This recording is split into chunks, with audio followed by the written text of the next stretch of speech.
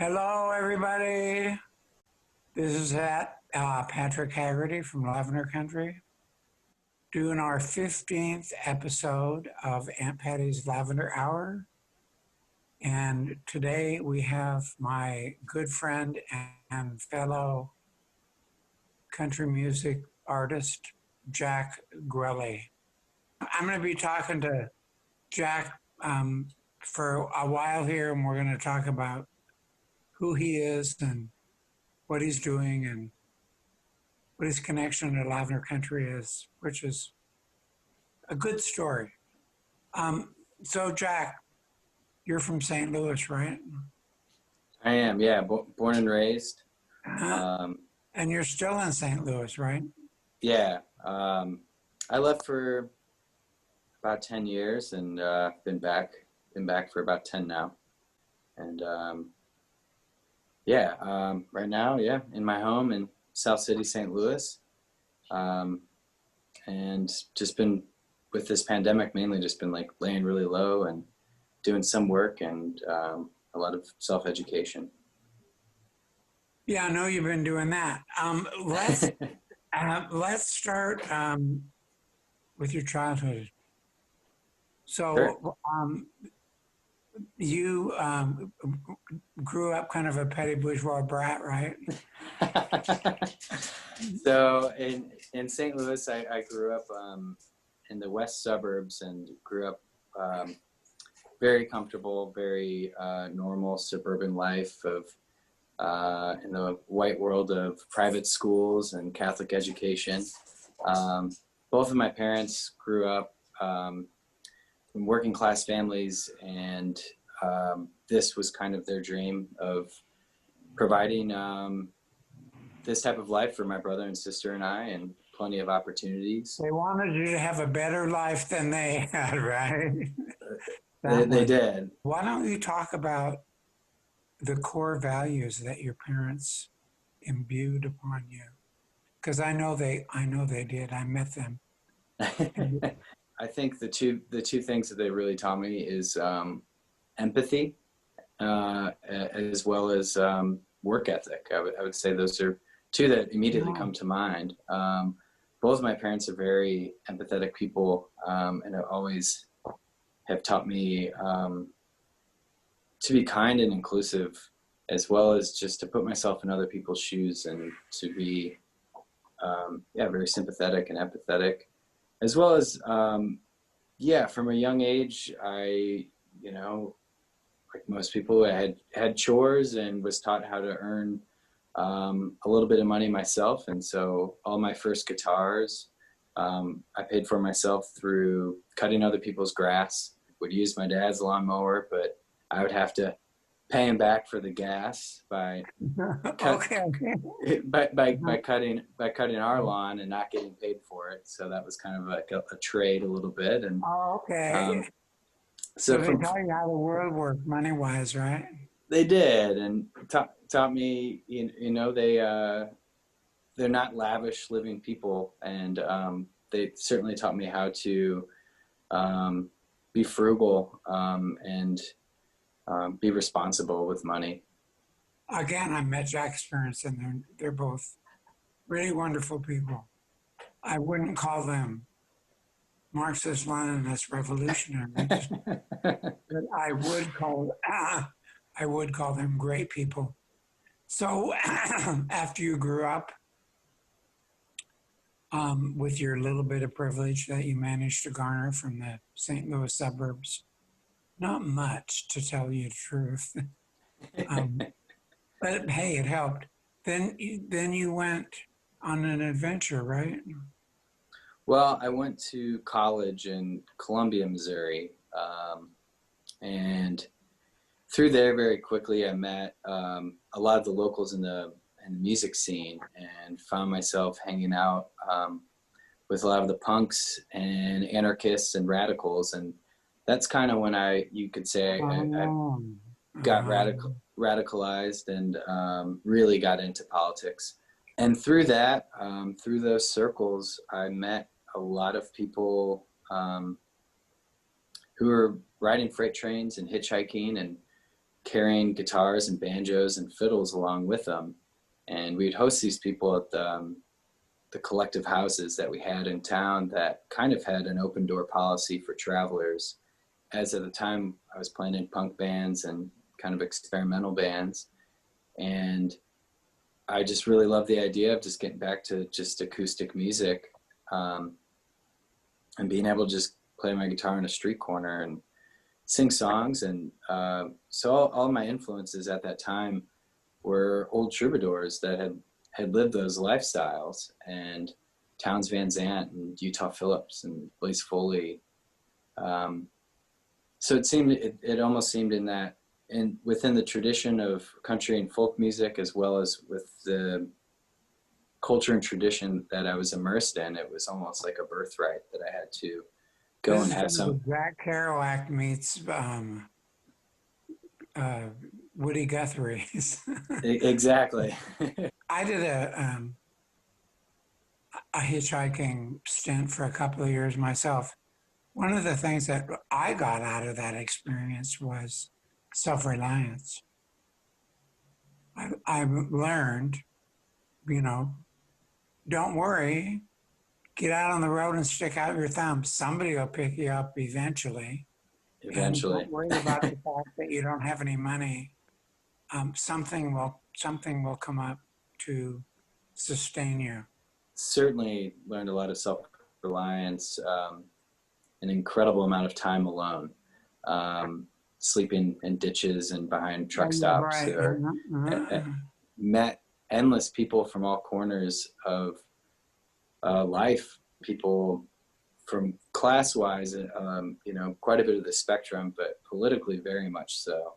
And a lot of that was due to my privilege, that people that certainly would not have been as willing to pick up a person of color or a queer trans person and let them into their space. There's an incredible amount of privilege involved in hitchhiking, and very much. That's where your privilege really sticks out.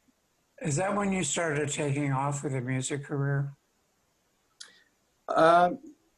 Yeah, so I moved back to town, and part of the other objective was to form a band around my music. At that point, I'd been predominantly performing solo, and I was seeing the limitations with that as a songwriter and performer. So when I came back to St. Louis, I fell in with a really amazing group of musicians, Christo Barasevic, Ryan Koenig, and just this tight-knit group that were world class. So then I started touring on the road with a band as much as I could. Haven't you been to Europe like 17 billion times? I've been very fortunate that I've performed in Europe now 4 or 5 times, and both with a band and solo, and as well as with a variety of European musicians backing me up. And so those experiences have been really amazing that I certainly will always be grateful for. We're going to get back into your music and how it's connected to Lavender Country in a little bit, which is a juicy story in itself. But we're going to change the topic to politics. And Jack's not only a country music star. Well, that's not pushing the envelope very much, Jack. But Jack is a developing and committed social activist and radical, a flat ass, screaming, punko, fuck you, radical. I really appreciate about him. And St. Louis was a great place to develop into a radical, and we're going to talk about that for a while. Let's start with Ferguson. What happened with you in Ferguson? All the time I spent in Columbia, Missouri, and all the bands that I was in there, politics was kind of the backbone. And those years that I spent traveling on the road, certainly expanded my view. But in some ways, I would say I almost cooled down a little bit with my politics and being accommodating as a hitchhiker and as a guest all the time. It was kind of, my objective was to be gracious, I didn't want to ruffle any feathers. You have to dance with the one who brought you to the dance, right? Exactly. Yeah, I know that trick. And when Ferguson happened after Michael Brown was murdered, it kind of changed all of that, and it was very, very sharp, and was put me in my place as far as a white man, a white performer who's also often has a microphone, of where's my role in this. So when Michael Brown was murdered, you know, we hadn't seen something like this in our lifetime, and especially with cell phones and social media, of how accessible it all was. And, you know, since then, there's been so many state-sanctioned murders and lynchings of Black and brown men and women at the hands of the police, that a lot of it gets convoluted. But what happened with Michael Brown was, after he was murdered, his body was left out in the street for over 4 hours under a blanket. And all the neighbors are coming out and getting more and more upset. And the police brought out dogs as if it was Alabama in the 1950s, and brought out dogs and tried to force everybody back into their houses. Ferguson is a northern suburb of St. Louis that is very divided racially and very divided economically. And in Canfield Drive, where Michael Brown was murdered, is very much a working class, poor Black contingent of Ferguson, with no sidewalks. And so that's the thing too, when Darren Wilson stopped him, allegedly, it was for jaywalking in a street with no sidewalks. And I mentioned the sidewalks because it's that for a minute. It's an intentional design by the city of Ferguson of keeping the disenfranchised and the poor Black population away from the central downtown, where all the money's at and where all the businesses are. There's only one like little road that connects from that area of town to the next, with no sidewalk. And because of those revenue tactics and years of racial profiling and police violence, when the police brought out these dogs, they were just pouring gasoline on a fire that's already been there. And then those dogs turned into tanks, and it turned into a complete militarized zone for 2 weeks, and people battled with the police. And I think the resilience was shocking and unprecedented, both in the city of St. Louis, though the city of St. Louis has a long history of radical organization and resistance. I mean, to put in perspective with the city of St. Louis, I think, so the city itself is a hard border of the county and city line. And the city is built for about 1 million people, but only a little over 300,000 live in the city today. It's about a third of the population that it was in 1950. And with this hard line, then we have these then borders that are created, and all of these municipalities, around like 50 different municipalities in the county, 3 of which are in the top richest in the United States. You can then imagine the tight grip of wealth and maintaining it in one area while letting another area just across this line completely dry out and be othered. From parts of North City to another county in Clayton, being one of the top 3 richest in the United States, there's an 18-year difference in life expectancy, and they're only 10 miles away.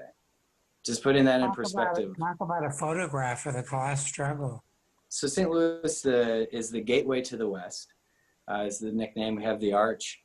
And I actually, once when I was hitchhiking, somebody said that St. Louis and Missouri is the belly of the United States. Everything's got to go through it. It's the beginning of the West, and so historically, it's the launching The point. nexus. North meets south meets west in St. Exactly. Louis. Yeah, it's the launching point for westward expansion of colonialism and removalism of the native populations. It was the staging ground, was in St. Louis. And so then fast forwarding, in between then was the first general strike in the United States. Was the St. Louis Commune in 1877. We've had failures and successes as far as radical movements, as well as in East St. Louis in 1917 was the racial massacre, which was a class struggle thing, and the oldest thing in the book of turning the white working class population against the black population, and was one of the worst race massacres in the United States. So when we fast forward to Ferguson, it makes sense that it happened here. There's a long history of racial removalism, as well as white flight, of extreme disparities in resources and within institutions. And so when that happened, it brought up all of this old history. So you were a participant in the Ferguson struggle, were you not? So I was up in Ferguson, on West Florissant, where the main battles happened those first few weeks. I didn't spend too much time up there. I went up there, but was not super active. But shortly after that, the police murdered a young man named Von Derek Myers Jr. that only lived a few blocks away from me at the time. And that's when the movement spread from just Ferguson to then South City, St. Louis. And that's when I got much more involved. That's kind of, when the movement in St. Louis started to broaden its organization. And then a lot of national leaders and activists came to town in October. There was workshops and trainings and speeches and some mass demonstrations and actions. And that's when it really felt like this isn't just a quick response. Now we're like really getting organized. The history of St. Louis being a nexus of North and South, East meets West, it's like a microcosm of the American saga. Yeah. If you want to know what happened in America, go to St. Louis and read the history, and it'll all jump out at you. So, Jack, let's talk a little bit about your connections to Lavender Country. Sure. So, I'm doing a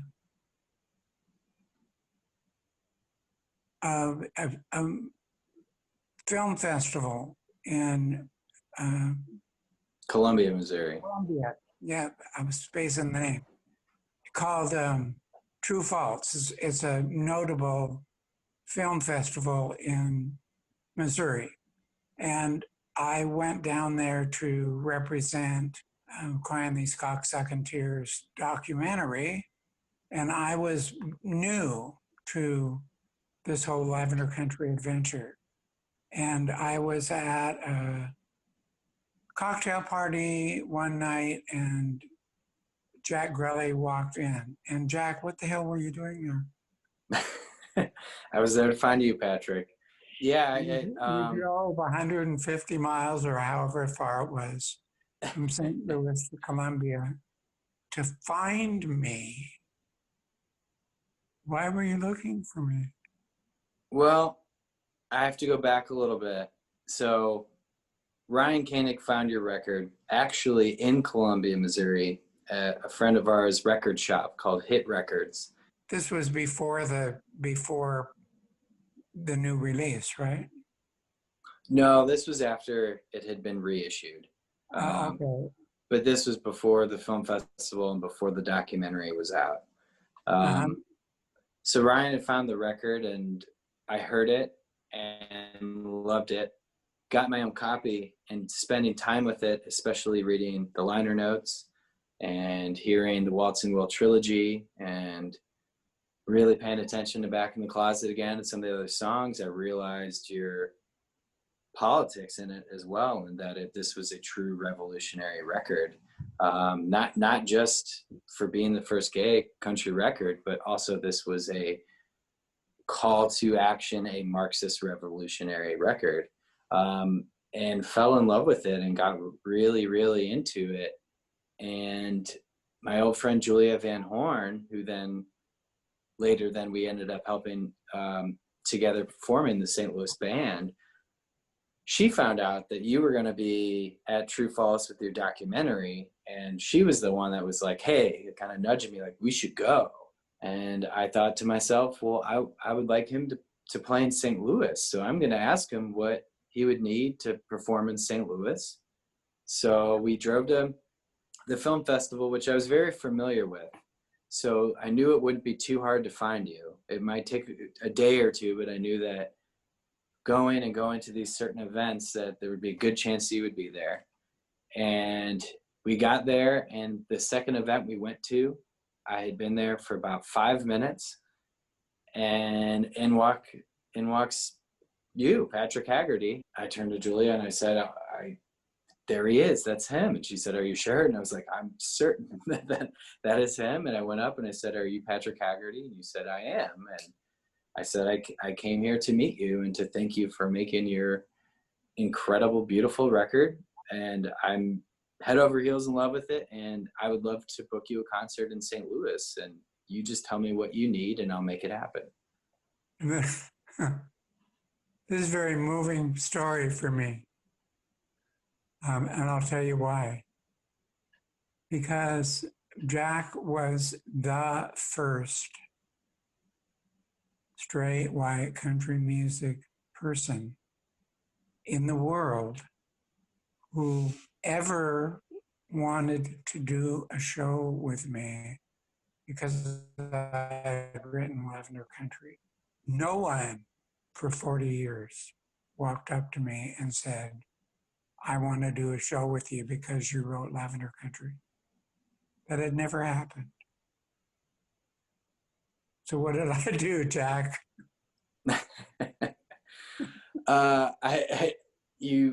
Your eyes got real big and you said, really?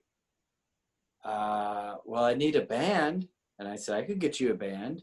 And you'd said, I need a couch to sleep on. And I said, well, I can get you a bed. And then you said, well, my husband needs to come with me and we got to figure out airfare. And I said, he's more than welcome and we will figure all of that out.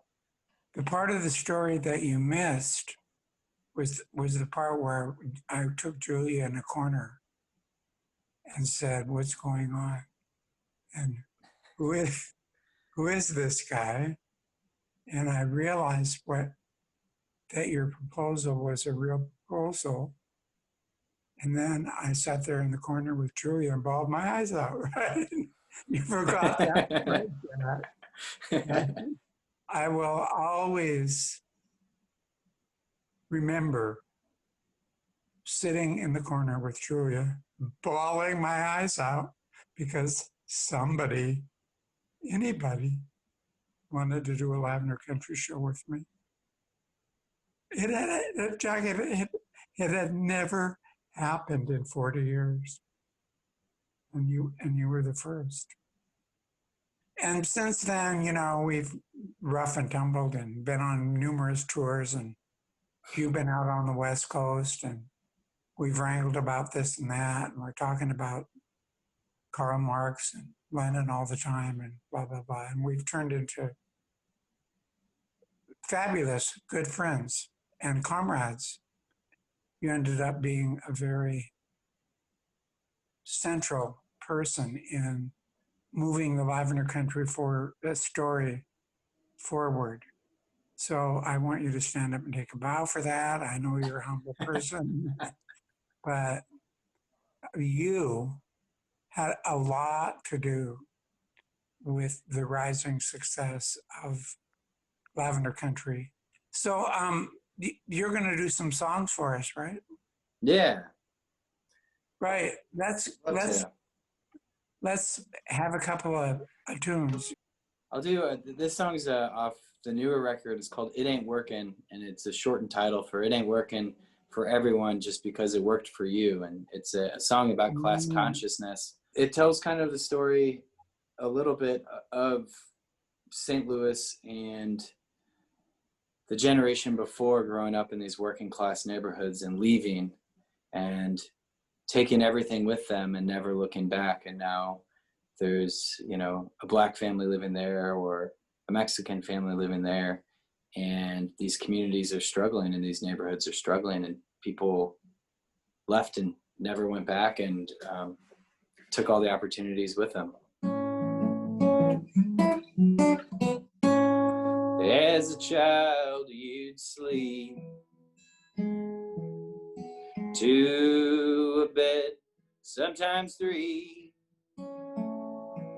Now you got spare bedrooms,